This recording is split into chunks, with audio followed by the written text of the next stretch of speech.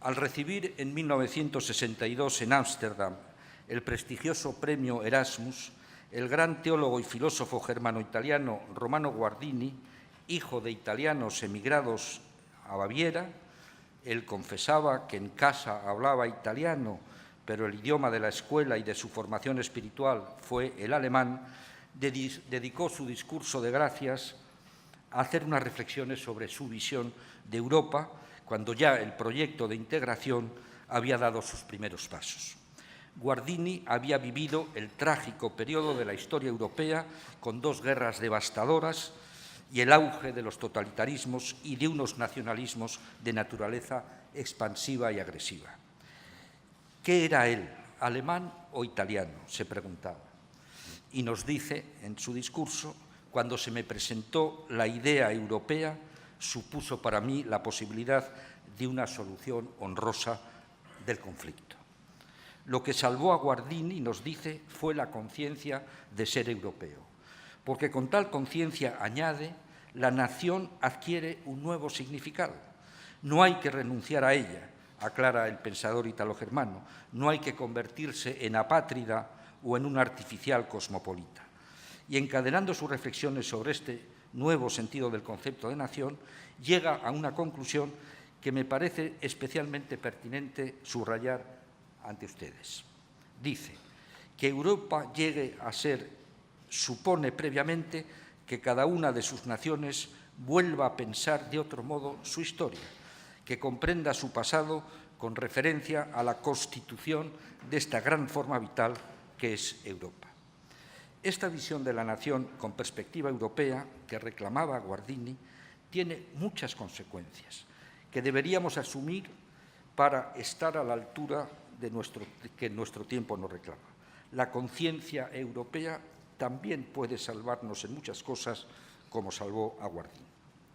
Hace unos pocos meses, en el mes de mayo, el movimiento europeo celebró en el histórico Salón de los Caballeros del Parlamento de La Haya el 70 aniversario del famoso Congreso de La Haya, llamado también el Congreso de Europa, que constituye el momento fundacional del proceso de integración europea.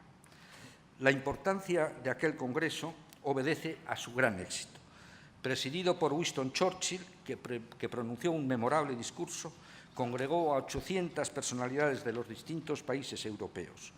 Los estragos causados por los 6 años de guerra despiadada habían dejado un continente en ruinas. Una misma generación de europeos había vivido 2 terribles enfrentamientos bélicos. La idea con la que parte aquella asamblea de notables estaban todos los padres fundadores, es que Europa no podía suicidarse y que debía de emprender una reconstrucción moral y material que tenía una orientación fundamental que proclaman los padres fundadores en ese Congreso. Nuestra Europa desunida se encamina a su fin, dice una de sus resoluciones. Por ello hay que hacer otra Europa, pero no cualquier Europa, no cualquier Europa. En las resoluciones del Congreso de La Haya se trazan en sus 3 resoluciones, política, económica y cultural, las líneas maestras y las orientaciones fundamentales de esa Europa unida a la que aspiraban los padres fundadores, y es lo que hoy llamamos los valores europeos. 5 son los pilares en los que se pueden agrupar, a mi juicio, las ideas para construir la Europa unida que surgen del Congreso de La Haya. Como frontispicio de todas ellas, no me parece ocioso la declaración solemne en el mensaje final de ese Congreso a los europeos. Dice así: la conquista suprema de Europa se llama dignidad del hombre y su verdadera fuerza está en la libertad.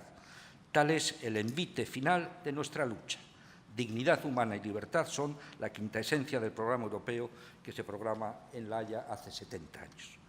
Los 5 pilares, brevemente, en los que está presente como antídoto la amarga experiencia de los totalitarismos son, primero, la democracia liberal, con elecciones periódicas, parlamentos representativos, oposición política, control del gobierno y salvaguarda de las libertades. Segundo, un modelo económico basado en la libertad económica frente al socialismo real y al modelo soviético, basado en la libertad económica y en el mercado, que ha de estar sometido a unas reglas garantizadas por el Estado que aseguren una limpia competencia, así como un justo equilibrio de los factores de producción.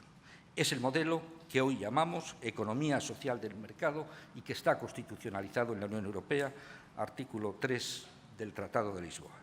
Tercero, una democracia social, así lo dicen los padres fundadores, basada en el principio de solidaridad que reconoce que los poderes públicos no deben limitarse a ejercer sus funciones clásicas, sino que también deben actuar para establecer unas políticas de protección social tendentes a procurar una vida digna, así como para evitar que nadie se quede en la cuneta, lo que llamamos la igualdad de oportunidades. Cuarto, el imperio de la ley o Estado de Derecho, que debe garantizar los derechos fundamentales de la persona, basados en su dignidad. Es un Estado que, a diferencia de los Estados totalitarios, debe concebirse con poderes limitados y que no debe ahogar la iniciativa de la propia sociedad civil. Y quinto y último, un replanteamiento de la soberanía. Lo establecen en el Congreso de La Haya en los siguientes términos que quiero decir textualmente tal como lo dicen. Dicen los padres fundadores: ha llegado la hora en que las naciones de Europa transfieran algunos de sus derechos soberanos para ejercerlos en adelante en común. El principio de la soberanía absoluta e indivisible quedaba roto, descompuesto en el proyecto de Unión Europea. Este quinto y último punto es crucial para entender el proyecto de la Unión Europea tal como lo concibieron los padres fundadores. Eran conscientes de que sin él sería imposible lograr la finalidad integradora que se pretendía. Y también es clave para comprender la gran batalla política que permanentemente se ha librado en este periodo histórico por las resistencias que han planteado importantes y poderosas corrientes políticas ancladas en una defensa acérrima de sus soberanías nacionales. En la resolución cultural elaborada por la comisión que presidía el español Salvador de Madariaga, se aborda lo que podríamos llamar el alma de la construcción europea. Quiero fijarme un momento en ella. En ella se afirma textualmente que los esfuerzos para unirnos deben sostenerse e inspirarse mediante un despertar de la conciencia europea. También aquí se habla de la conciencia europea como guardiana, señalando que está basada en una unidad profunda en el seno mismo de nuestras diversidades nacionales, doctrinales y religiosas, que es la de un patrimonio común de civilización cristiana, de valores espirituales y culturales y de una lealtad común a los derechos humanos fundamentales, en particular la libertad de pensamiento y de expresión. Es decir, Europa es una potente realidad histórica y, como diríamos ahora, un relato europeo no es artificial, no es artificioso, sino que responde a un hecho sólido, palpable y evidente: la realidad histórica de Europa, con entidad propia, fraguada con tal intensidad de vínculos a partir de la Roma clásica que, prescindiendo de esta dimensión europea, las historias nacionales resultan ininteligibles. Esta es la tarea a que convocaba Madariaga y otros ilustres pensadores para la edificación de una Europa concebida como destino común. Desde su nacimiento mismo, el proyecto europeo y los valores en que se sustenta, y yo que he tratado de resumir aquí sintéticamente, se ha enfrentado permanentemente con dos poderosos adversarios: los enemigos de la democracia liberal y los nacionalismos. Desde los padres fundadores, el europeísmo ha tenido que librar una formidable batalla cultural y política contra ambos adversarios. Hasta la caída del muro de Berlín, los enemigos de la democracia liberal tenían un claro sujeto hegemónico: el comunismo soviético, que siempre quiso dinamitar, desde el comienzo mismo de los años 50, o debilitar el proyecto europeo. Su derrota en la Revolución de 1989, como la llamó Dahrendorf, no ha significado la desaparición de los enemigos del demoliberalismo. Hoy aparecen con otras vestimentas que hemos agrupado, acaso algo artificialmente, y a mí no me gusta el término como como etiqueta común con el nombre de populismos. De ellos tendremos que hablar en esta jornada. Y en cuanto a los nacionalismos, que también tema central de la reunión de esta tarde, para ir concluyendo, me importa decir aquí tan solo dos cosas.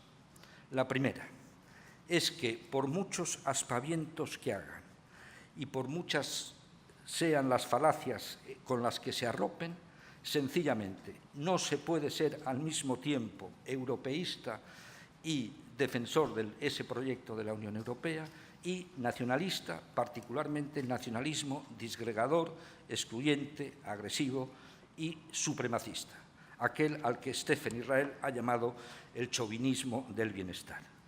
Ese nacionalismo conduce directamente a la destrucción de esta Europa de las libertades. La segunda, me permitirán que lo haga así, se refiere a Cataluña. El catalanismo político formó parte activa del movimiento europeo, ya desde los tiempos de la presidencia de Salvador de Madariaga, defendiendo los valores europeos y la razón histórica de la integración. Llegó a ser una de sus señas de identidad en el franquismo y en el posfranquismo. Este capital político y esta trayectoria ha sido arruinada, sencillamente arruinada, por la deriva secesionista liderada por Puigdemont y Torra.